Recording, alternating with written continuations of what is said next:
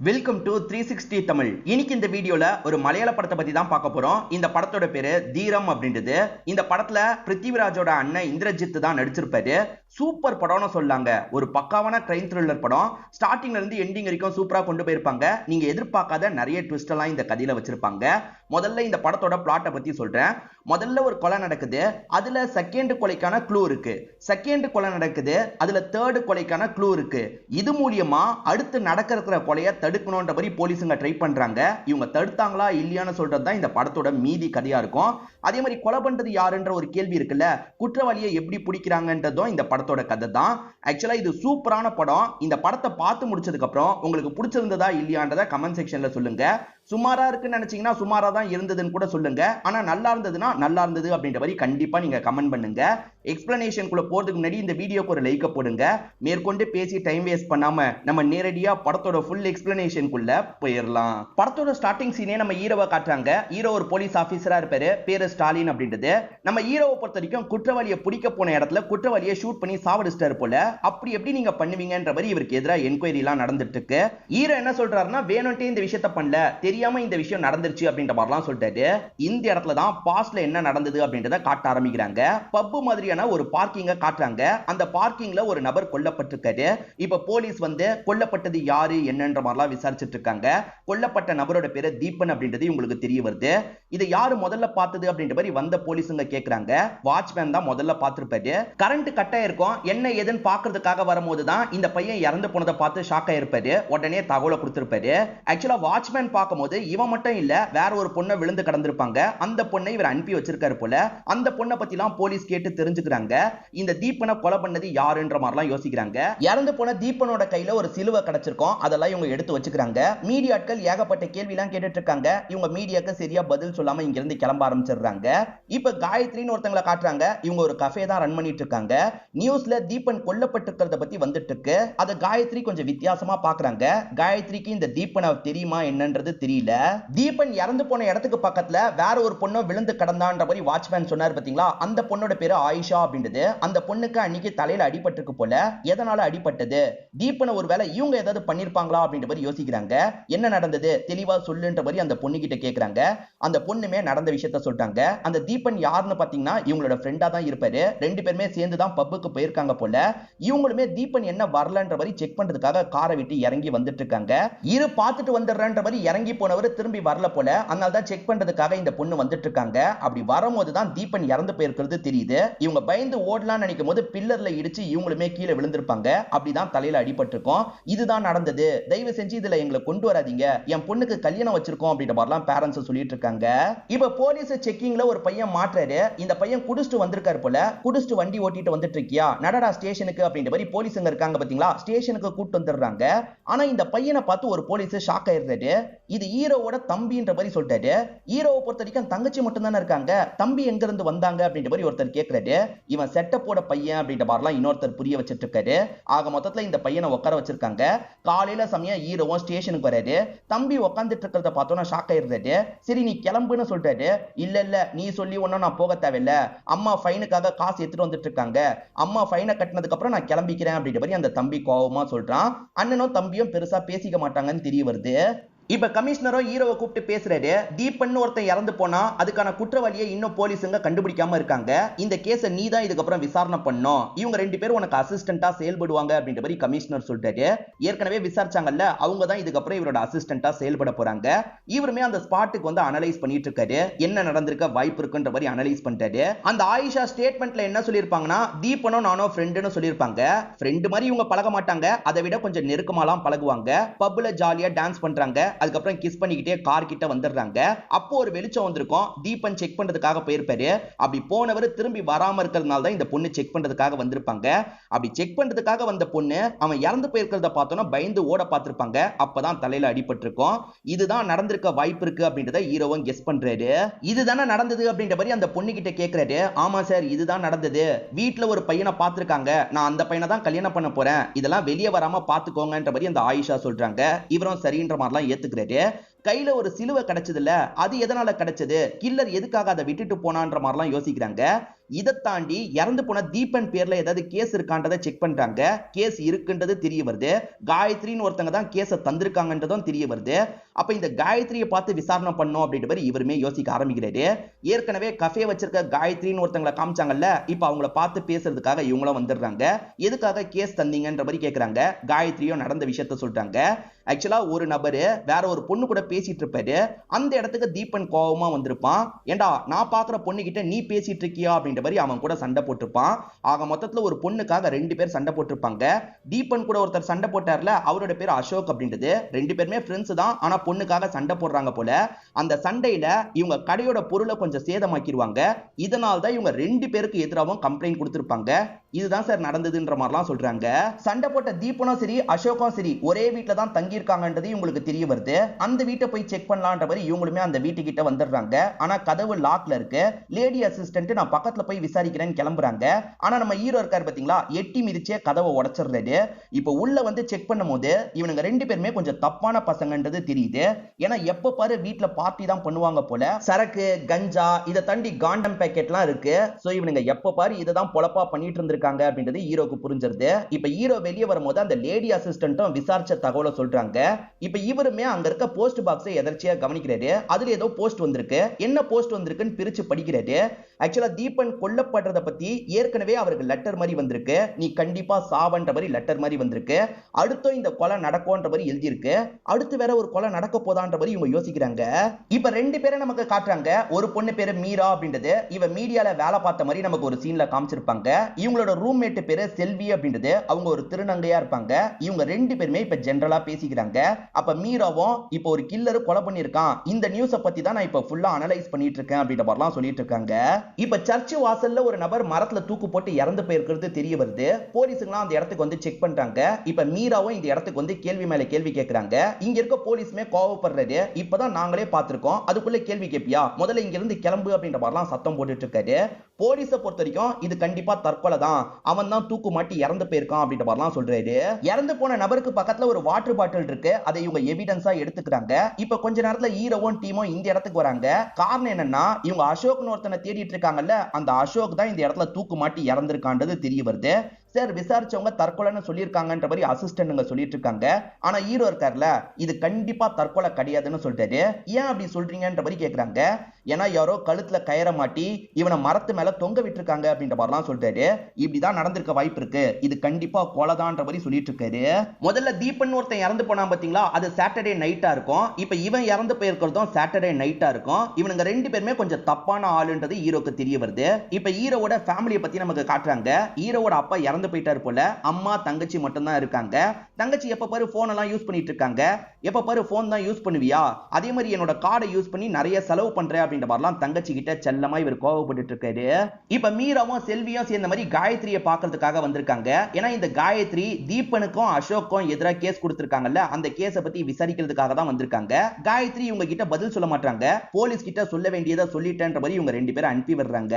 தீபன் இறந்து போறதை பத்தி முன்கூட்டியே அவன் வீட்டுக்கு போஸ்ட் வந்திருந்தது பாத்தீங்களா, அதே மாதிரி அசோக்கோட வீட்டுக்கும் போஸ்ட் வந்திருக்கு. அசோக்கோட அப்பா இவங்க கிட்ட தந்துடுறாரு. அந்த போஸ்ட்ல உன்னை சாவடிப்பன்ற மாதிரி எழுதி இருக்கு. இதை தாண்டி அடுத்த கொலை இவன் தான் அப்படின்ற மாதிரியும் மென்ஷன் ஆயிருக்கு. அந்த நபரோட பேரு மதன் மென்ஷன் ஆயிருக்கு. ஆனா என்ன மதன் அப்படின்றத நம்ம கண்டுபிடிக்கணும். ஏன்னா மதன் என்ற பேர்ல நிறைய பேர் இருப்பாங்கல்ல, அதுல யாருன்றத கண்டுபிடிக்கணும். நிச்சயமா அந்த மதன் இவங்க 2 பேரோட ஃப்ரெண்ட்ஸா தான் இருப்பான்ற மாதிரி ஹீரோ சொல்லிட்டு இருக்காரு. இப்போ இவங்களுக்கு சில சிசிடிவி ஃபுட்டேஜ் எல்லாம் கிடைக்குது. கொலை நடந்ததுக்கு பக்கத்துல பைக்ல யாரோ போற மாதிரி இருக்கு. அப்படி பைக்ல போறவங்க ஊடி போட்டு முகத்தெல்லாம் மறைச்சு வச்சிருக்காங்கன்றது தெரிய வருது.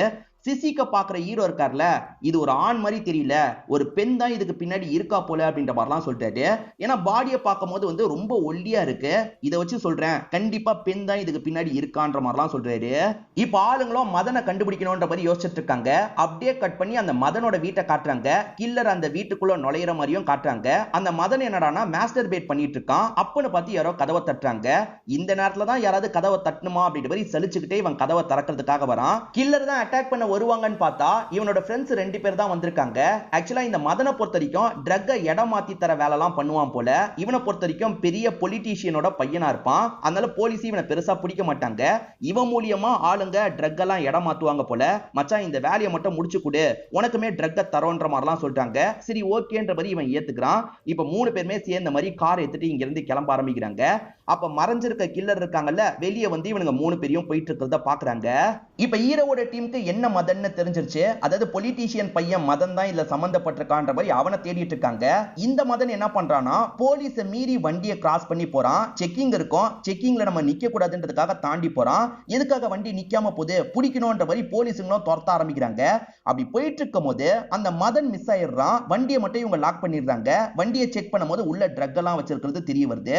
ட்ரக் இருக்கிறதுனால பயந்து வண்டியை விட்டுட்டு போயிட்டான் போலன்ற மாதிரி யோசிக்கிறாங்க.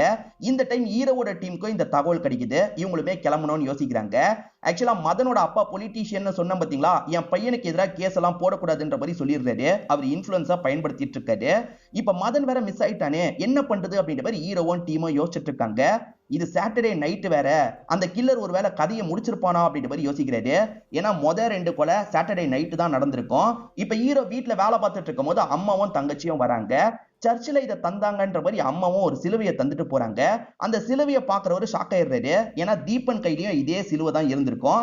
எங்க கிடைச்சது அப்படின்ற மாதிரிலாம் கேட்கிறாரு. டே சர்ச்சு வாசல்ல ஒரு கடை இருக்கும்ல, அங்கதான் தந்தாங்கன்ற மாதிரி அம்மா சொல்றாங்க. உடனே அந்த இடத்துக்கு கிளம்பணும் அப்படின்ற மாதிரி டீமை கூட்டிட்டு இவரும் அந்த இடத்துக்கு வந்துடுறாரு. அங்கதான் தந்திருக்காங்கன்றது தெரிய வருது. அதுக்கு பக்கத்துல தான் 2ஆவதா இறந்து போன அசோக் தூக்குல மாட்டின மாதிரி இறந்து போயிருப்பான். இப்பதான் நம்ம ஹீரோக்கு கொலை நடந்துட்டு இருக்க பேட்டர்னே தெரியுது.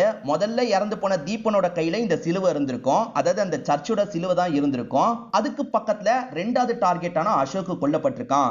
அசோக் இறந்து போன இடத்துல ஏதாவது கிடைச்சிருக்கும். அப்படி கிடைச்சதை வச்சுதான் தேர்ட் எங்க நடந்திருக்குன்றதை நம்மளால கண்டுபிடிக்க முடியும். அசோக் இறந்து போன இடத்துல ஒரு வாட்டர் பாட்டில் கிடைச்சது இல்ல, அதை செக் பண்ணி பாருங்கன்ற மாதிரி சொல்லிட்டாரு. இப்ப அசிஸ்டன்ட்டும் செக் பண்றாங்க. சரி அந்த வாட்டர் பாட்டில்ல ஒரு தண்ணி இருந்ததுல, இந்த ஏரியோட தண்ணி தான் இருந்திருக்குன்ற மாதிரி சொல்றாங்க. அப்ப நிச்சயமா 3ஆவதா காணாம போயிருக்க மதனோட பாடி அங்க கிடைக்க வாய்ப்பு இருக்கு, அங்க செக் பண்ண சொல்லுங்கன்ற மாதிரி சொல்லிட்டாரு. அதனால ஏற்பாடெல்லாம் பண்ணிடுறாங்க. இப்ப இவருமே அந்த ஸ்பாட்டுக்கு வந்துடுறாரு. ஆளுங்க நிறைய பேர் தண்ணிக்குள்ள போய் பாடி கிடைக்குதா அப்படின்ற மாதிரிலாம் செக் பண்றாங்க. அப்படி செக் பண்றவங்க பாடி கிடைச்சிருச்சு அப்படின்ற மாதிரி சொல்லிட்டாங்க. இப்ப பாடியை எடுத்து வெளியே போடுறாங்க. இது மதனா என்னன்ற மாதிரி கன்ஃபியூஷன்லயே இருக்காங்க. கண்டிப்பா மதனோட பாடியா தான் இருக்கும்ன்ற மாதிரி ஹீரோ உறுதியா சொல்றாரு. செக் பண்ணி பார்க்கும்போது மதனோட பாடி தான் இவங்களுக்கு கிடைச்சிருக்கு. அதாவது மதன் போலீஸ் கிட்ட இருந்து தப்பிச்சு போனான் பாத்தீங்களா, அப்ப அந்த கில்லரை அட்டாக் பண்ணிருக்கான், சாவடிச்சிருக்கான். அதுக்கப்புறம் பாடியை இங்கே போட்டிருக்கான்னு தெரிய வருது. இப்ப இவரோட கையிலயும் ஒண்ணு கிடைக்குது, கார் டாய் மாதிரி சின்ன பொம்மை கிடைக்குது. மீடியாவை சேர்ந்த மீரான்ற ஒரு பொண்ணை காட்டுவாங்கல்ல, அந்த பொண்ணு இந்த இடத்துக்கு வந்து நியூஸ் எல்லாம் கலெக்ட் பண்ணிட்டு இருக்காங்க. இப்ப ஹீரோ கிளம்பிட்டு இருக்கும் போது ஹீரோ கிட்ட மடக்கி மடக்கி கேள்வி எல்லாம் கேட்டுட்டு இருக்காங்க. ஹீரோவும் பயங்கரமா டென்ஷன் ஆயிடுறாரு. எங்களோட வேலையை பார்க்க விடுங்கன்ற மாதிரிலாம் கிளம்புறாரு. மதன் வீட்டுக்கும் லெட்டர் போயிருக்கோம்னு சொல்லியிருப்பாரு. இப்ப மதன் வீட்டுக்கும் லெட்டர் வந்திருக்கிறது உங்களுக்கு தெரிய வருது. அந்த லெட்டர்ல மதனை எப்படி கொல்லுவன்ற மாதிரி அவன் எழுதி வச்சிருக்கான். இதை தாண்டி அடுத்த கொலை யாருன்றத லைட்டா க்ளூ கொடுக்குற மாதிரி கொடுத்து வச்சிருக்கான். இதுக்கு முன்னாடி மதன் என்ற பேரே உங்களுக்கு தெரிஞ்சிருச்சு. ஆனா இந்த வாட்டி பேர் உங்களுக்கு தெரிய மாட்டேங்குது. சோ அடுத்த டார்கெட் யாருன்றது உங்களுக்கு தெரியல. ஆனா வேற சில க்ளூ இவங்க கிட்ட இருக்கு. அடுத்த கொலை கண்டிப்பா சாட்டர்டே நைட் தான் நடக்கும். அதுக்குள்ள நம்ம உசாரா இருக்கணும்ன்ற மாதிரி யோசிக்கிறாங்க. இதை தாண்டி அடுத்த கொலையோட க்ளூ என்னன்னா ஒரு சின்ன காரு. அதாவது கார்ல வச்சுதான் அடுத்த கொலையை அவன் பண்றதுக்கான வாய்ப்பு இருக்கு. அப்படி இல்லைன்னா பாடியாவது நமக்கு கார்ல கிடைக்க வாய்ப்பு இருக்கு. அதுக்குள்ள அந்த கில்லரை நம்ம பிடிச்சாகணும் அப்படின்ற மாதிரிலாம் டீம் கிட்ட இவர் பேசிட்டு இருக்காரு. இப்ப சிசிடிவி எல்லாம் செக் பண்ணும்போது உங்களுக்கு புதுசா ஒரு க்ளூ கிடைக்குது. அது என்னன்னா மதன போலீஸ மீறி கார்ல வேகமா போயிட்டு இருந்தான். போலீஸ் கூட ஃபாலோ பண்ணாங்கல்ல, போலீஸ் ஃபாலோ பண்றதுக்கு முன்னாடி ஒரு பைக் ஃபாலோ பண்ணிருக்கிறது உங்களுக்கு தெரிய வருது. அந்த பைக்கோட நம்பருமே உங்களுக்கு தெரியுது. நம்பர் கிடைச்சிருச்சு. இந்த பைக் யாரு பேர்ல இருக்குன்றத சீக்கிரமா விசாரிச்சு கண்டுபிடிங்க அப்படின்ற மாதிரி ஹீரோ சொல்லிட்டாரு. இப்ப விசாரிச்சு கண்டுபிடிச்சிடுறாங்க. ஒரு லேடி பேர்ல தான் இருக்கு. அந்த லேடியை இவங்க கூட்டு வந்து உட்கார வச்சிடுறாங்க. யார் இந்த லேடியா இருப்பாங்கன்னு நம்மளை யோசிக்க வைக்கிறாங்க. யாருன்னு பாத்தீங்கன்னா காயத்ரி தான். அதாவது கஃபே வச்சிருக்காங்கல்ல, அந்த காயத்ரி தான் ஃபாலோ பண்ணிருக்காங்கன்னு தெரிய வருது. நீ எதுக்காக ஃபாலோ பண்ண, என்ன நடந்தது, ஒழுங்கா சொல்லுன்னு கேக்குறாரு. காயத்ரியும் இந்த இடத்துல ஒரு பிளாஷ்பேக்க சொல்றாங்க. இவங்களை பொறுத்த வரைக்கும் ஸ்கூல் படிக்கிற மாதிரி ஒரு தங்கச்சி இருப்பா. அந்த தங்கச்சியை தப்பான பழக்கத்துக்கு அந்த மதன் கொண்டு போயிருப்பான். நிறைய ட்ரக் எல்லாம் எடுக்க வச்சிடறான். அந்த பொண்ணு கிட்ட எல்லை மீறி நடந்துடுறான். போதையில இருக்கும் போதே அந்த பொண்ணை ரோட்ல இறக்கிட்டு போயிடுறான். அந்த பொண்ணு போதையில நடக்கிறதுனால ஒரு லாரி இடிச்சு இறந்து போயிடுறாங்க. மதன் மேல இவங்க செம்ம கோவத்துல இருந்திருப்பாங்க. அதனால தான் அவன் கதையை முடிக்கணும்ன்ற மாதிரி ஃபாலோ பண்ணிருப்பாங்க. ஒரு டர்னிங்ல வந்துட்டு இருக்கும் போது இவங்க பைக் ஸ்லிப் ஆன மாதிரி பொத்துன்னு கீழே விழுந்துருவாங்க. ஆக மொத்தத்துல கொஞ்ச தூரம் தான் இவங்க ஃபாலோ பண்ணிருக்காங்க. அதுக்கப்புறம் மிஸ் பண்ணிருக்காங்க. நான் எதுவுமே பண்ணலன்ற மாதிரி மாதிரிலாம் சொல்றாங்க. ஹீரோவா இவங்க சொல்றது உண்மைதான் ஏத்துக்கிறாரு. ஏன்னா சிசிடிவில இவங்க விழுந்ததுமே தெரியுது. அதனால இவங்கள போக சொல்லிடுறாரு.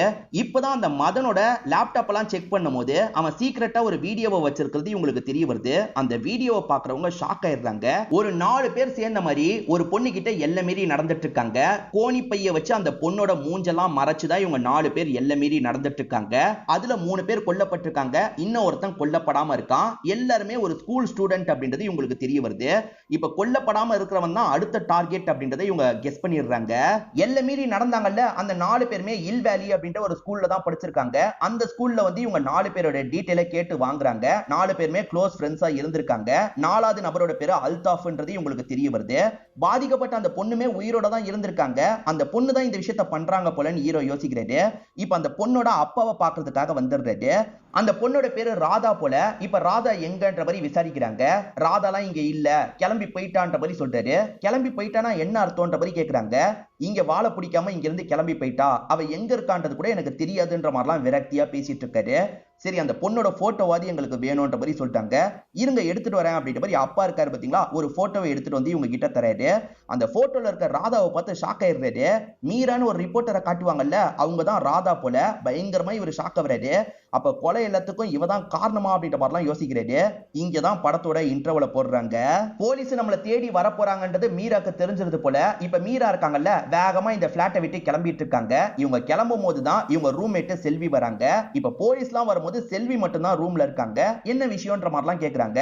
உன் ரூம்மேட் மீரா எங்கன்னு கேட்கும்போது மீரா இன்னும் வரலன்ற மாதிரி இவங்க சொல்லிட்டு இருக்காங்க. மீராவோட ரூமை செக் பண்ணும்போது கொல்லப்பட்ட எல்லாரோட போட்டோவையும் ஒட்டி வச்சிருக்காங்க. சார் நீங்க தப்பா நினைச்சுக்காதீங்க, இவ கொலைலாம் பண்ணல சார், இவ மீடியாவை சேர்ந்தவல்ல, அதனால தான் போட்டோவெல்லாம் ஒட்டி வச்சிருக்கான்ற மாதிரி செல்வி சொல்றாங்க. ஆனா இவங்களை பொறுத்த வரைக்கும் மீரா தான் இதை பண்ணிட்டு இருக்கான்னு உறுதியா நம்புறாங்க. இப்ப என்ன பண்றாங்கன்னா அல்தாஃபை லாக் பண்ணி வச்சிடுறாங்க. ஏன்னா அடுத்து கொல்லப்பட வாய்ப்பு இவனுக்கு தானே இருக்கு, அதனால தான் இவனை லாக் பண்ணி வச்சிருக்காங்க. ஸ்கூல் டைம்ல நீ தப்பு பண்ணலன்னு கேக்குறாங்க. அதெல்லாம் நான் பண்ணலன்ற மாதிரி இவன் போய் சொல்லிட்டு இருக்கான். இவனோட அப்பாவும் பெரிய ஆளா இருப்பாரு. இன்ஃப்ளூயன்ஸ் பண்ணி இவனை வெளியே வர வச்சிடுறாரு. பாத்தியா என்னெல்லாம் உன்னால எதுவுமே பண்ண முடியாதுன்ற மாதிரி ஹீரோவை இவன் நக்கல் பண்ணிட்டு போக பாக்குறான். ஹீரோ இருக்கார்ல, உன் உயிரை காப்பாத்திக்கோ, சாட்டர்டே நைட்டு நீ கொல்லப்பட வாய்ப்பு இருக்கு அப்படின்ற மாதிரிலாம் சொல்றாரு. என்ன இவர் இப்படி சொல்றாரு அப்படின்ற மாதிரி இவனுமே பயப்பட ஆரம்பிக்கிறான். ஏறக்குறைய சாட்டர்டே நைட்டு வந்துருது. இவனோட உயிர் இன்னைக்கு போக வாய்ப்பு இருக்கு, அதுவும் கார்ல வச்சு போக வாய்ப்பு இருக்குல்ல, பாதுகாப்புக்காக நம்ம கூடயே போனோன்ற மாதிரி யோசிக்கிறாரு. அவனோட அப்பாவும் பாதுகாப்புக்காக நிறைய பேரை கூட வச்சிருக்காரு. இருந்தாலும் அதை மீறியே இவங்க பாதுகாக்கிற வேலையெல்லாம் பண்றாங்க. இப்ப ஹீரோ திரும்பி அந்த வீடியோவை பாக்குறாரு. அப்படி பார்க்கும்போது ஒரு விஷயத்தை புரிஞ்சு இவர் ஷாக் ஆகுறாரு. அது என்னன்னா 4 பேர் அந்த பொண்ணுகிட்ட எல்லை மீறி நடக்கிறாங்க. ஆனா அங்க ஒருத்தன் கேமரா எடுக்கிறான்ல, சோ மொத்தம் 5 பேர் சம்பந்தப்பட்டிருக்காங்கன்றது இவருக்கு புரியுது. இந்த அல்தாஃப் இப்ப டார்கெட் இல்லைன்னா அந்த இன்னொருத்தன் தான் டார்கெட்டா இருக்க வாய்ப்பு இருக்கு. அவன் யாருன்றதை கண்டுபிடிக்கணும்னு யோசிக்கிறாரு. இப்ப அல்தாஃப் கிட்டே வந்து வீடியோ எடுத்தது யாருன்ற மாதிரி கேட்கிறாரு. நாங்க எந்த ஒரு தப்பும் பண்ணலன்ற மாதிரி அல்தாஃப் சொல்லிட்டு இருக்கான். கோவப்பட்ட இவர் இருக்கார்ல, அங்க இருக்க தண்ணி தொட்டில இவனை முக்கி எடுத்துட்டு இருக்காரு. பயங்கரமா இவனுக்கு மூச்சு வாங்குது. சார் இவன் தான் எங்களை வீடியோ எடுத்தான், இவனோட பேரு ஜீவா அப்படின்ற மாதிரி சொல்லிடுறான். இப்ப அந்த ஜீவாவை நம்ம தேடணும், அந்த ஜீவா இன்னைக்கு நைட்டு கொல்லப்பட வாய்ப்பு இருக்குன்ற மாதிரி இவரும் யோசிக்க ஆரம்பிக்கிறாரு. அப்படியே கட் பண்ணி அந்த ஜீவா இருக்கிற இடத்த நமக்கு காட்டுறாங்க. அவனுமே அவன் வேலை பார்க்குற இடத்தை விட்டு கிளம்பலான்னு நினைக்கிறான். அப்பன்னு பார்த்து அவரை அட்டாக் பண்றாங்க. அதாவது அந்த கில்லர் தான் அட்டாக் பண்றாங்க. கொலை பண்ணது மீராவா என்னன்றதை கிளியரா நமக்கு காட்டல. ஆனா இப்ப மீரா என்ன பண்றாங்கன்னா அவன் வீட்டுக்கு லெட்டர் அனுப்பணும்ன்ற மாதிரி லெட்டர் எல்லாம் பாக்ஸ்ல போட்டுட்டு இங்க இருந்து வேகமா கிளம்புறாங்க. அவன் தான் கொல்லப்பட்டிருக்க வாய்ப்பு இருக்குன்ற மாதிரி ஜீவாவை பார்க்கறதுக்காக வராங்க. அப்படி வரும்போது ஜீவா அவனோட கார்ல இறந்து போயிருக்கிறது தெரிய வருது. சாவடிச்சு கார்ல வச்சிருக்காங்கன்றது உங்களுக்கு புரிஞ்சிருது. சே நம்ம மிஸ் பண்ணிட்டுமே அப்படின்ற மாதிரி இவருமே யோசிக்கிறாரு. இவனோட கையில அடுத்த கொலைக்கான க்ளூ கிடைக்கும் பாத்தீங்களா, அந்த மாதிரி இல் வேலி அப்படின்ற ஒரு கீ தான் கிடைக்குது. என்ன இல் வேலியின் கீ கிடைச்சிருக்கு, அந்த ஸ்கூல்ல ஒரு வேலை ஏதாவது நடக்குமான்ற மாதிரி யோசிக்கிறாங்க. இப்ப கமிஷனரோ என்னதான் நீ பண்ணிட்டு இருக்க அப்படின்ற மாதிரி சத்தம் போடுறாரு. சார் ஆல்மோஸ்ட் நான் கில்லரை நெருங்கிட்டேன் சார், கொஞ்சம் மிஸ் ஆயிருச்சு, அடுத்த வாட்டி நான் கண்டிப்பா புடிச்சிருவேன்ற மாதிரிலாம் சொல்லிட்டு இருக்காரு.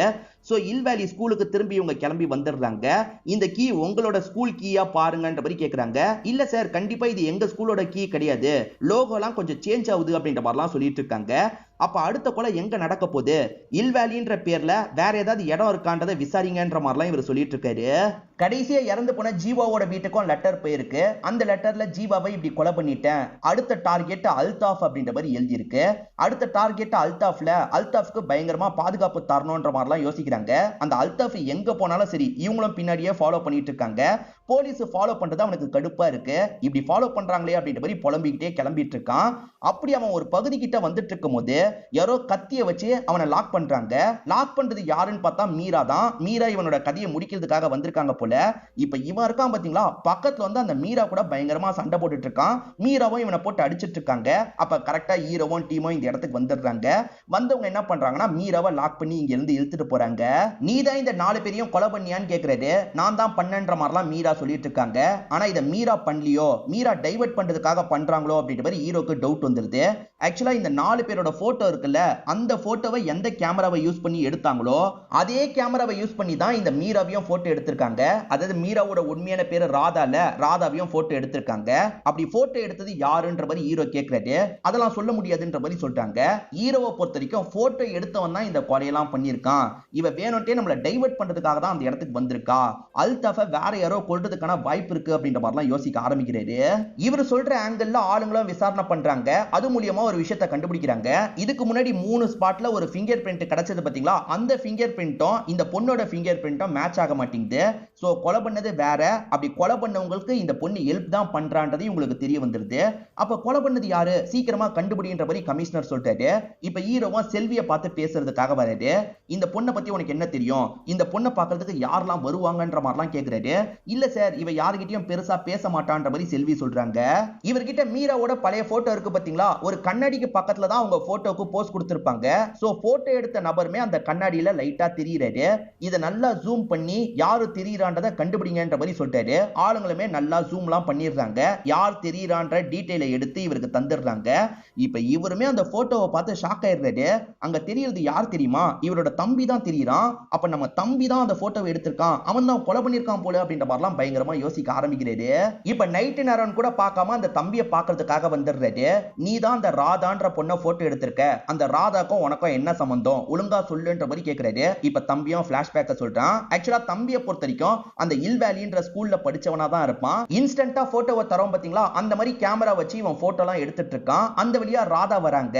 என்கிட்ட ப்ராப்பரா ஒரு போட்டோ இல்ல, எடுக்க முடியுமான்ற மாதிரி கேக்குறாங்க. எடுக்கிறன்ற மாதிரி இவனுமே நிக்க வச்சு ஒரு போட்டோவை எடுத்து இவங்க கிட்ட தந்துடுறான். இவங்க 2 பேருமே ஒரே ஸ்கூல் தான் படிப்பாங்க. இப்ப கேட்டுட்டு இருக்க ஹீரோவும் இவங்க 5 பேரையும் உனக்கு தெரியும்லன்ற மாதிரி கேக்குறாரு. நல்லா தெரியும், இவங்களும் அந்த ஸ்கூல்ல தான் படிச்சாங்க அப்படின்ற மாதிரிலாம் இவன் சொல்றான். இப்ப பிரசன்ட்ல எல்லார் வீட்டுக்கும் ஒரு போஸ்ட் வருது பாத்தீங்களா, அதுல இருக்கிறத எடுத்ததும் தம்பியோட வேலையா தான் இருக்கும். ஆக்சுவலா நிர்மல்ன்ற ஒரு பையன் இருக்கான் பாத்தீங்களா, இவங்கள சாவடிக்க போறேன் ரூம்ல எல்லாம் கிறுக்கி வச்சிருப்பான். வார்டன் இருக்கார்ல, இதெல்லாம் போட்டோ எடுன்ற மாதிரி தம்பி கிட்ட சொல்லியிருப்பாரு. தம்பி தான் கேமராவை யூஸ் பண்ணி அந்த போட்டோவெல்லாம் எடுத்திருப்பான். சோ நிர்மல்னு ஒருத்தன் தான் இவங்க 5 பேரை சாவடிக்கணும்னு சவத்துல கிறுக்கி வச்சிருக்கான். அந்த நிர்மல் யாருன்ற மாதிரி அண்ணன் கேக்குறாரு. தம்பியும் சொல்ல ஆரம்பிக்கிறான். நிர்மல்ன்ற ஒரு சின்ன பையன் அந்த ஸ்கூல் ஹாஸ்டல்ல தான் இருப்பான். இந்த 5 பேருமே அந்த சின்ன பையன் கிட்ட வம்பு பண்ணிக்கிட்டே இருப்பாங்க. அவன் பார்க்க கொஞ்சம் பொண்ணு மாதிரி இருப்பான். அதனால இவனுங்க 5 பேருமே அந்த பையன் கிட்ட எல்லை மீறிலாம் நடந்துட்டு இருப்பாங்க. அந்த பையனுமே ரொம்ப கஷ்டப்படுறான். இந்த தம்பி தான் கொஞ்சம் சப்போர்ட் பண்றாரு. வார்டன் கூட சப்போர்ட் பண்ண மாட்டாரு. வார்டன் அந்த பசங்க கூட சேர்ந்த மாதிரி இந்த பையனை டார்ச்சர் தான் பண்றாரு. அந்த நிர்மல்ன்ற பையனோட அம்மா பேரு விமலா அப்படின்றது. அவங்க கூட பையனை சுத்தமா கண்டுக்க மாட்டாங்க.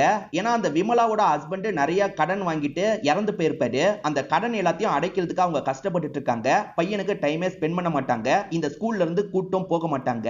இப்ப அப்படியே கட் பண்ணி அல்தாஃப நமக்கு காட்டுறாங்க.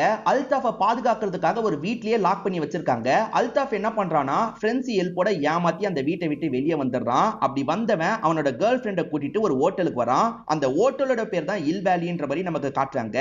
இப்ப ஹோட்டல்ல ஒரு ரூம் எடுத்துறான். அந்த ரூம்குள்ள வந்து கேர்ள் ஃப்ரெண்ட் கூட 1 மணி நேரம் இருக்கலாம்னு நினைக்கிறான். அந்த பொண்ணுமே நான் ரெஃப்ரெஷ் ஆயிட்டு வந்துடுறேன்ற மாதிரி ரெஸ்ட் ரூம் நோக்கி போறாங்க. அவங்க போன கேப்ல கில்லர் இந்த இடத்துக்கு வந்து இவனை கொடூரமா சாவடிச்சிட்டு இருக்காங்க. அப்படி சாவடிச்சிட்டு இருக்கும்போது அந்த கேர்ள் ஃப்ரெண்ட் வந்து பாத்துடுறாங்க. கில்லருமே வேகமா இங்க இருந்து தப்பிச்சு ஓடிடுறாங்க. கொஞ்ச நேரத்துல ஹீரோவும் டீமும் இந்த இடத்துக்கு வந்துடுறாங்க. இறந்து போயிட்டானே அப்படின்ற மாதிரிலாம் யோசிச்சுட்டு இருக்காங்க. அந்த பொண்ணு முழிச்சா கில்லரை பத்தி அடையாளத்தை கேளுங்கன்ற மாதிரி சொல்றாரு. சோ நிர்மல் தான் கொலை பண்ண வாய்ப்பு இருக்குன்ற மாதிரி இப்ப ஹீரோ யோசிக்கிறாரு. இப்ப இந்த பொண்ணு ராதா கிட்ட பேசுறதுக்காக வந்துடுறாரு. நிர்மலை பத்தி சொல்லுன்னு கேக்குறாரு. ராதாவும் இந்த இடத்துல சொல்ல ஆரம்பிக்கிறாங்க. ஆக்சுவலா ராதாவோட அப்பாவை பொறுத்த வரைக்கும் ஒரு பெட்டி கடை வச்சிருக்காரு. இவங்க அந்த பெட்டி கடையெல்லாம் பாத்துக்க செய்வாங்க. நிர்மலை பொறுத்த வரைக்கும் கொஞ்சம் பொண்ணு மாதிரி நடந்துப்பான் பாத்தீங்களா, பொண்ணுங்களை போடுற மாதிரி சில பொருள்லாம் பார்த்துட்டு இருக்கான். சோ இவன் கொஞ்சம் பொண்ணு மாதிரி நடந்துப்பான் போலன்றது ராதாக்கும் நல்லா புரியுது. ராதா என்ன பண்றாங்கன்னா இந்த நிர்மல் கூட நல்ல ஃப்ரெண்டா மாறிடுறாங்க. அவனை பொறுத்த வரைக்கும் கொஞ்சம் சின்னவனா தான் இருப்பான். அதனால தம்பி மாதிரி அவங்க கிட்ட பழகிட்டு இருக்காங்க. அடிக்கடி இவங்க ரெண்டு பேர் மீட் பண்ணி பேசிட்டுலாம் இருக்காங்க. ஒரு நாள் இவங்க ரெண்டு பேர் பேசிக்கிட்டே வந்துட்டு இருக்கும் போது இவனை எப்பவுமே வம்பு பண்ணுவாங்கல்ல அந்த 5 பேர் பிளாக் பண்ணி நிறுத்துறாங்க. அந்த நிர்மல்ன்ற பையனை எப்பவுமே போல வம்பு பண்ணிட்டு இருக்காங்க. ஆனா ராதா இருக்காங்கல்ல, இவங்களை மீறி இந்த பையனை கூட்டு போனோம்னு நினைக்கிறாங்க. அவனுங்க தடுக்கும் போது அதுல ஒருத்தனை அடிச்சிடுறாங்க. அதுல அவன் பயங்கரமா டென்ஷன் ஆயிடுறான். இவ போய் அடிச்சிட்டாளா, இவளை விடக்கூடாது அப்படின்ற மாதிரிலாம் யோசிச்சுட்டு இருக்கான். இப்ப பிரசன்ட்ல சொல்லிட்டு இருக்க மீரா இருக்காங்கல்ல, அதுதான் நான் பண்ண தப்பு, அதனால்தான் அந்த மாதிரி ஒரு விஷயம் எனக்கு நடந்துருச்சு அப்படின்ற மாதிரிலாம் சொல்ல ஆரம்பிக்கிறாங்க. மழை டைம் அப்பா கடையை விட்டு வெளியே போயிருப்பாரு. இவங்க மட்டும் தான் கடையில இருப்பாங்க. திடீர்னு அந்த 5 பசங்க இருக்காங்கல்ல, மொத்தமா சேர்ந்த மாதிரி கடைக்குள்ள நுழையிறாங்க. இவங்க பாக்குறதுக்கு முன்னாடியே இவங்களோட தலையில ஒரு கோணியை போட்டு கவுத்திடுறாங்க. அதுக்கப்புறம் இவனுங்க 5 பேருமே சேர்ந்த மாதிரி இந்த பொண்ணு கிட்ட எல்லை மீறி நடந்திருப்பாங்க. அத மதன வீடியோ மாதிரி எடுத்து வச்சுக்கணும்ன்ற மாதிரி வச்சிருப்பான். அது மூலியமா தான் அந்த வீடியோவெல்லாம் ஹீரோ பார்த்திருப்பாரு. இதான் நடந்தது அப்படின்ற மாதிரி இந்த பொண்ணு சொல்றா. இந்த பொண்ணுக்கு யார் இதுல சம்பந்தப்பட்டாங்கன்னு தெரியாது. ஆனா அவனுங்க வெளியே போகும்போது நிர்மல் அந்த இடத்துக்கு வந்து பார்த்திருப்பான். நம்மளுக்கு ஹெல்ப் பண்ண போய் இப்படி நடந்துருச்சு அப்படின்ற மாதிரி நிர்மல்ன்ற அந்த பையன் பயங்கரமா ஃபீல் பண்ணிருப்பான். சோ இப்ப கில்லர் யாரா இருக்க வாய்ப்பு இருக்குன்றதை ஹீரோ கெஸ் பண்ணிடுறாரு. கண்டிப்பா அந்த நிர்மல் தான் கில்லர் அப்படின்ற மாதிரிலாம் இவரோட சீனியரான கமிஷனர் கிட்ட சொல்லிட்டு இருக்காரு. இதை தாண்டி கடைசியா அல்தாஃப் கொல்லப்பட்ட இடத்துல ஒரு வாட்ச் கிடைச்சிருக்கும். அந்த வாட்ச் கரெக்டா 12:30 மணில ஸ்டாப் ஆயிருக்கு. சோ அடுத்த கொலை 12:30 மணில தான் நடக்கும் போல அப்படின்ற மாதிரிலாம் இவரும் யோசிக்கிறாரு. அதே மாதிரி அல்தாஃபோட வீட்டுக்கு லெட்டர் வந்திருக்கும். அந்த லெட்டர்ல அடுத்த டார்கெட் இவங்க தான் எழுதி இருக்கு. அப்படி எழுதுனது அடிக்கவும் செஞ்சிருக்கு. சோ அடுத்த டார்கெட் யாருன்றது உங்களுக்கு தெரிய மாட்டேங்குது. ஒருவேளை வார்டனா இருப்பாரா, அப்படி இல்லனா அந்த ஸ்கூலோட பிரின்சிபலா இருப்பாரா அப்படின்ற மாதிரிலாம் இவங்க பயங்கரமா யோசிக்கிறாங்க. இப்ப ஹீரோவும் டீமும் இந்த மாதிரி பிரின்சிபல் கிட்ட பேசுறதுக்காக வராங்க. நீங்க கண்டிப்பா எதையோ மறைச்சிருக்கீங்க, உண்மையை சொல்லுங்கன்ற மாதிரிலாம் கேக்குறாங்க. இவருமே வேற வழி இல்லாம உண்மையை சொல்றாரு. அது என்னன்னு பாத்தீங்கன்னா, நிர்மல் இருக்கான்ல, இந்த 5 பேர் தான் இந்த பொண்ணு கிட்ட எல்லை மீறி நடந்தாங்கன்ற மாதிரி கம்ப்ளைண்ட் கொடுத்திருப்பான். போலீஸ்மே என்ன பண்றதுன்ற மாதிரி பிரின்சிபல் கிட்ட கேக்குறாரு. இந்த 5 பேரை பத்தி வெளியே வந்ததுன்னா என் ஸ்கூலுக்கு கெட்ட பேர் ஏற்படும், இதை எப்படியாவது மறைச்சிருங்கன்ற மாதிரி போலீஸ் கிட்ட பேசுறாரு. சோ போலீஸ் என்ன பண்றாங்கன்னா, இவனுங்க 5 பேரை காப்பாத்தணும்னா அந்த நிர்மல் கொஞ்சம் மனநலம் பாதிக்கப்பட்டவன், அப்பா போனதுல இருந்து கொஞ்சம் மனநலம் பாதிக்கப்பட்டவனா மாறிட்டான்ற மாதிரி கொண்டு வந்துடலாம்னு யோசிக்கிறாங்க. அவன் சொல்றதெல்லாம் யாருமே நம்பாதீங்கன்ற மாதிரி ஸ்கூல் முழுக்க கொளுத்தி போட்டுறாங்க. சோ அந்த பையன் சொல்றது யாருமே பெருசா நம்ப மாட்டாங்க. ஏறக்குறைய எல்லாருமே சேர்ந்து நிர்மலை பைத்திய மாதிரி மாத்திருக்காங்கன்றது ஹீரோக்கு தெரியுது. சோ அந்த நிர்மல் தான் இதெல்லாம் பண்ணிட்டு இருக்கான் போலன்னு ஹீரோ யோசிக்கிறாரு. இப்ப பிரசன்ட்ல அந்த இன்ஸ்பெக்டர் கிட்ட நீங்க பண்ண விஷயத்தினால 5 பேருமே கொல்லப்பட்டிருக்காங்க, நிர்மல் தான் இதை பண்ணிருக்கான் அப்படின்ற மாதிரி சொல்லிட்டு இருக்காரு. சார் நிர்மல் எப்படி சார் பண்ணிருப்பான், நிர்மல் தான் இறந்து போயிட்டானே அப்படின்ற மாதிரி இன்ஸ்பெக்டர் சொல்லிட்டாரு. பக்கத்துல ஒரு மணிகூண்டு இருக்கு, அது மேல இருந்து விழுந்துதான் தற்கொலை பண்ணிக்கிட்டான்ற மாதிரி இந்த போலீஸ் சொல்லிட்டாரு. இந்த சமயம் அந்த பொண்ணு கண் முழிச்சிடுறாங்க. அவங்க யாரை பார்த்தாங்கன்ற அடையாளத்தெல்லாம் சொல்லிட்டு இருக்காங்க. அவங்க சொல்ல சொல்ல யாரையோ வரைஞ்சிட்டு இருக்காங்க. அதே மாதிரி ஹீரோவோ நிர்மல் இல்லனா வேற யார் பண்ணிருக்க வாய்ப்பு இருக்குன்றதை கெஸ் பண்ணிடுறாரு. நிர்மலோட அம்மா பேரு விமலான்ற மாதிரி சொன்னாங்க பாத்தீங்களா, அந்த விமலா தான் இதை பண்ணிருக்க வாய்ப்பு இருக்குன்ற மாதிரி சொல்லிட்டாரு. ஆமா சார், அவனோட அம்மா தான் இதை பண்ணிருக்காங்கன்ற மாதிரி டீம்மேட்ஸும் சொல்லிட்டு இருக்காங்க. ஏன்னா அவங்க போட்டோவை பார்த்துட்டாங்கல்ல, அதனால சொல்றாங்க. நமக்குமே விமலாவை இப்பதான் காட்டுறாங்க. இப்ப விமலாவோட பிளாஷ்பேக்கை காட்டுறாங்க. விமலாவோட ஹஸ்பண்ட் நிறைய கடன் வாங்கி இறந்து போயிருப்பாரு. சோ கடன் கொடுத்தவங்க எல்லாம் விமலா கிட்ட கொஞ்சம் தப்பா அப்ரோச் பண்ணிட்டு இருக்காங்க. இதெல்லாம் என்னால முடியாதுன்ற மாதிரி விமலா இருக்காங்கல்ல, சம்பந்தப்பட்டவர்கிட்ட கோவம் தான் பட்டுட்டு இருக்காங்க. ஆனா அவர் கையை பிடிச்சி பேசினத பையன் தப்பா புரிஞ்சுக்கிறான். அம்மா இந்த மாதிரி தப்பெல்லாம் பண்றாங்களா அப்படின்ற மாதிரி ஃபீல் பண்ணிட்டு இருக்கான். டே கண்ணா, நீ நினைக்கிற மாதிரி எதுவுமே நடக்கலன்ற மாதிரிலாம் இவங்க பையனுக்கு புரிய வச்சிட்டு இருக்காங்க. பையனுமே ஒரு ஸ்டேஜ்ல புரிஞ்சுக்கிறான். நீ கொஞ்ச நாள் மட்டும் ஹாஸ்டல்ல இரு, அம்மா ப்ராப்ளத்தெல்லாம் சால்வ் பண்ணிட்டு உன்னை கூட்டு போறேன்னு சொல்றாங்க. இல்லம்மா நான் உங்க கூடயே இருக்கேன்னு பையன் சொல்றான். இல்லடா புரிஞ்சுக்கோன்ற மாதிரி விட்டுட்டு போறாங்க. ஆக்சுவலா பையனை ஹாஸ்டல்ல விட்டுட்டு போறது இவங்களுக்கும் கஷ்டமா தான் இருக்கு. ஆனா பண்ணி தான் ஆகணுன்றதுக்காக இப்படி பண்றாங்க. பேசிக்காவே அம்மா ரொம்ப நல்ல டைப்ன்றது தெரிய வருது. இந்த பையனுக்கு நிறைய டார்ச்சர்லாம் நடக்குது. அதை பத்திலாம் அம்மாக்கு தெரியாது இல்ல. பையனுமே வீட்டுக்கு வந்துடுறேன்னு எப்ப பாரு பேசிட்டு இருக்கான். வீட்டுக்குலாம் நீ வர முடியாது, ஹாஸ்டல்ல தான் இருக்கணும் அப்படின்ற மாதிரி கொஞ்சம் சத்தமா சொல்லிடுறாங்க. உண்மையில பையன் பையனை கூப்பிட்டுக்கணும்ன்ற ஆசை இருக்கு, இருந்தாலுமே இவங்களோட பிரச்சனை அதிகமா இருக்குல்ல, அதனால தான் இவங்க இப்படி பேசுறாங்க. இவங்க 5 பேர் சேர்ந்து தான் அந்த பொண்ணுகிட்ட எல்லை மீறி நடந்தாங்கன்ற மாதிரிலாம் இவன் சொல்றான். ஆனா ஸ்கூல்ல சேர்ந்தவங்க இவனுக்கு எதிராவே அதை திருப்பி விடுறாங்க. அந்த மாதிரிலாம் எதுவுமே நடக்கல, அந்த பொண்ணோட அப்பா கூட கம்ப்ளைண்ட் கொடுக்கல, இவன் தான் உளறிட்டு இருக்கான், இவன் கொஞ்சம் மென்டலா பாதிக்கப்பட்டிருக்கான் மேடம், நீங்க தான் பாத்துக்கணும் அப்படின்ற மாதிரி இவன் தான் தப்பு பண்ண மாதிரி எல்லாருமே ப்ளேம் பண்ற மாதிரி பேசிட்டு இருக்காங்க. அம்மாவுமே பையன் தான் ஏதோ தப்பு பண்ணிருக்கான் அப்படின்ற மாதிரி யோசிக்கிறாங்க. அவங்க எல்லாம் சேர்ந்து பொய் சொல்றாங்கம்மா அப்படின்ற மாதிரி பையன் பேசுறதுக்காக வரான். ஆனா கோவப்பட்ட இவங்க பையனை திட்டி விட்டுறாங்க. இதனால அப்செட் ஆன பையன் இருக்கான் பாத்தீங்களா, வீட்டை விட்டு எங்கேயோ கிளம்பி போயிடுறான். எங்க போனான்ற மாதிரி இவங்க தேடி வந்துட்டு இருக்காங்க. அப்செட் ஆன பையன் அந்த மணிகூண்டு மேல இருந்து குதிச்சு இறந்து போயிடுறான் போல. பையன் இறந்து போயிட்டானேன்ற மாதிரி இவங்களும் ஃபீல் பண்றாங்க. இப்ப பிரசன்ட்ல ஹீரோ இருக்காரு பாத்தீங்களா, விமலா இருந்த வீட்டுக்கிட்ட வந்துடுறாரு. அந்த வீட்டுல இருக்க திங்ஸ் எல்லாத்தையும் எடுத்து இவர் செக் பண்ணி பார்த்துட்டு இருக்காரு. விமலா அடுத்த டார்கெட்டோட கதையை முடிக்கிறதுக்காக கிளம்புறாங்க. அந்த பிரின்சிபல் கூட அடுத்த டார்கெட்டா இருக்க வாய்ப்பு இருக்குல்ல, அதனால பிரின்சிபலுக்கு பயங்கர பாதுகாப்பு தராங்க. அதே மாதிரி அந்த வார்டனை தேடி கண்டுபிடிக்கணும்ன்ற மாதிரி தேடிட்டு இருக்காங்க. பார்த்தா வார்டன் வீட்டுல மிஸ் ஆகுறது இவங்களுக்கு தெரிய வருது. அப்ப வார்டன் தான் அடுத்த டார்கெட் போல, வார்டனை பிடிக்கணும்ன்ற மாதிரிலாம் யோசிச்சுட்டு இருக்காங்க. ஹீரோவும் எந்த இடத்துல இது நடக்க வாய்ப்பு இருக்குன்றதை கெஸ் பண்ணிடுறாரு. கடைசியா அல்தாஃப் இறந்து போன இடத்துல ஒரு வாட்ச் கிடைச்சிருக்கும். 12:30 அந்த வாட்ச் நின்று இருக்கும். 12:30 மணிக்கு கொலை நடக்க போகுது. வாட்ச்னா மணிகூண்ட தான் மீன் பண்ணுது, அந்த இடத்துக்கு போலான்ற மாதிரி ஹீரோ மட்டும் வேகமா கிளம்பி அந்த இடத்துக்கு வந்துடுறாரு. அப்படி வந்து பார்க்கும்போது அவங்க வார்டனை லாக் பண்ண மாதிரி நிறுத்தி வச்சிருக்காங்க, கையில கத்தி வச்சிருக்காங்க. இவருமே நிறுத்து நிறுத்துன்ற மாதிரி சொல்றாரு. ஆனா அவங்க இருக்காங்க பாத்தீங்களா, கத்தியை வச்சு வார்டனை குத்துறாங்க. வேற வழி இல்லாம இவர் கண்ணை வச்சு ஷூட் பண்றாரு. அப்படி ஷூட் பண்ணதுல மணிகூண்டு மேல இருந்து கீழே விழுந்து அவங்க இறந்து போயிடுறாங்க. அதாவது பிடிக்க வந்த விமலா இறந்து போயிடுறாங்க. இவர் பிடிக்க தானே செய்யணும், இவர் கொலை பண்ணிட்டாருன்ற மாதிரி தான் இவருக்கு எதிராக கேஸ் ஃபைல் ஆயிருக்கும். அந்த கேஸுக்கான விசாரணை தான் நடந்துட்டு இருக்கு. வார்டனை கெட்டவர் மாதிரி காமிச்சாங்கல்ல, ஆனா வார்டன் உண்மையில நல்லவரா தான் இருந்திருப்பாரு. இவர் தான் விமலாக்கு எல்லாத்தையும் புரிய வச்சிருப்பாரு. பையன் இறந்து போனதுனால விமலா கொஞ்சம் அப்செட்டா உட்காந்துட்டு இருக்காங்க. இவர் ஒய்ஃபை ட்ரீட்மெண்ட்டுக்காக ஹாஸ்பிட்டலுக்கு கூட்டு வரும்போது இந்த விஷயத்தை கவனிக்கிறாரு. இப்ப விமலா கிட்ட பேசுறதுக்காக வராரு. ஆக்சுவலா உங்க பையனை அந்த 5 பேருமே பயங்கரமா டார்ச்சர்லாம் பண்ணுவாங்க, அதை பார்த்தோம் என்னால எதுவுமே பண்ண முடியாது, முடிஞ்ச அளவுக்கு உங்க பையனை காப்பாத்துறதுக்கு என்ன பண்ண முடியுமோ அதை நான் பண்ணதான் செஞ்சேன்ற மாதிரி சொல்லிட்டாரு. இப்பதான் இவர் ஹெல்ப் பண்ணதெல்லாம் நமக்கு காட்டுறாங்க. அதாவது ஹீரோவோட தம்பி மட்டும் ஹெல்ப் பண்ணல, இந்த வார்டனுமே கொஞ்சம் ஹெல்ப் தான் பண்ணிருப்பாரு. அம்மாவை பொறுத்த வரைக்கும் பையனுக்கு சின்ன லெவல்ல ஏதோ பிரச்சனை நடந்திருக்குன்னு நினைச்சிருப்பாங்க. இப்பதான் இவ்வளவு பெரிய பிரச்சனை நடந்திருக்குன்றதே தெரிய வருது. பிரசன்ட்ல ஹீரோவும் வேற வழி இல்லாம தான் ஷூட் பண்ணிட்டேன்ற மாதிரிலாம் சொல்றாருல, ஆனா இந்த கமிட்டியை சேர்ந்தவங்க ஏத்துக்க மாட்டாங்க. ஹீரோவை பயங்கரமா திட்டுறாங்க. கொஞ்ச நாள் நீங்க சஸ்பென்ஷன்ல தான் இருக்கணும்ன்ற மாதிரிலாம் சொல்றாங்க. சரி ஓகேன்ற மாதிரி ஹீரோவும் ஏத்துக்கிட்டு இங்க இருந்து கிளம்புறாரு. உண்மையில ஹீரோ வேற ஒரு விஷயத்துக்காக தான் இதை பண்ணிருப்பாரு. என்னன்றது இப்பதான் நமக்கு ரிவீல் ஆக ஆரம்பிக்குது. அந்த நிர்மல்ன்ற பையன் 5 பேரை லீகலா எதுவுமே பண்ண முடியல, அதனால சவத்துல கிறுக்கி இருப்பான். அதையே அவனுக்கு எதிராக வந்து அந்த பிரின்சிபல் மாத்திருப்பாரு. அதாவது இந்த பையன் எல்லாரையும் கொல்லணும்னு நினைக்கிற டைப்பா இருக்கான், கொஞ்சம் சைக்கோ மாதிரி நடந்துக்கிறான்றதுக்காக தான் தூக்கி இருப்பாரு. அவன் 5 பேரை பத்தி எழுதிட்டு 6ஆவதா யாரை பத்தியோ எழுதியிருப்பான், அதை வேகமா அழிச்சிருப்பான். யாரை பத்தி எழுதியிருப்பான் அப்படின்னு யோசிக்கும் போது அவன் அம்மாவை பத்தி தான் எழுதியிருக்கான்றது இவருக்கு புரியுது. அதாவது அம்மா மேலேயே அவன் செம்ம கோவத்துல இருக்கான். நம்ம சொல்றதை ஏத்துக்கவே மாட்டாங்க, நம்ம அம்மாக்கு நம்மள பிடிக்கல, அவங்கள சாவடிக்கணும்ன்ற மாதிரி தான் அவன் எழுதியிருப்பான். வீட்டுல இருக்க ஆல்பத்தை பார்க்கும் போது இவருக்கு தெளிவா இந்த விஷயம் புரிஞ்சிருது. இந்த விஷயம் அம்மாக்கும் புரிஞ்சிருக்கு அப்படின்றது இவருக்கு தெரியுது. வார்டனை அட்டாக் பண்ற மாதிரி போனா நம்மள ஷூட் பண்ணுவாங்க, நம்ம மேல இருந்து கீழே விழுந்து இறந்து போயிடலான்னு பிளான் பண்ணி தான் அந்த இடத்துக்கு போயிருப்பாங்க. ஹீரோக்கும் அந்த விஷயம் எல்லாம் தெரிஞ்சிருக்கும். ஹீரோவும் அந்த இடத்துக்கு வந்து அவங்களோட மனசை மாத்துறதுக்கு தான் ட்ரை பண்ணிருப்பாரு. ஆனா அவங்க இருக்காங்கல்ல, வேணும்ட்டே வார்டனை அட்டாக் பண்ற மாதிரி போயிருப்பாங்க. வேற வழி இல்லாம இவர் ஷூட் பண்ணிருப்பாரு. அப்படி ஷூட் பண்ணனும் அவங்க மேல இருந்து கீழ எல்லாம் விழுறதுக்காக போறாங்க.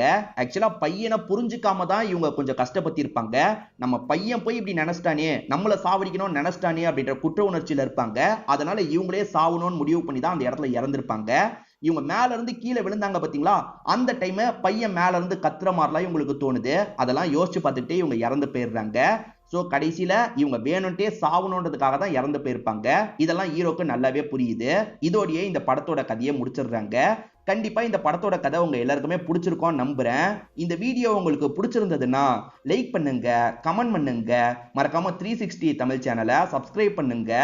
தொடர்ச்சியா இந்த மாதிரி வீடியோக்கள் வந்துகிட்டே தான் இருக்கும்.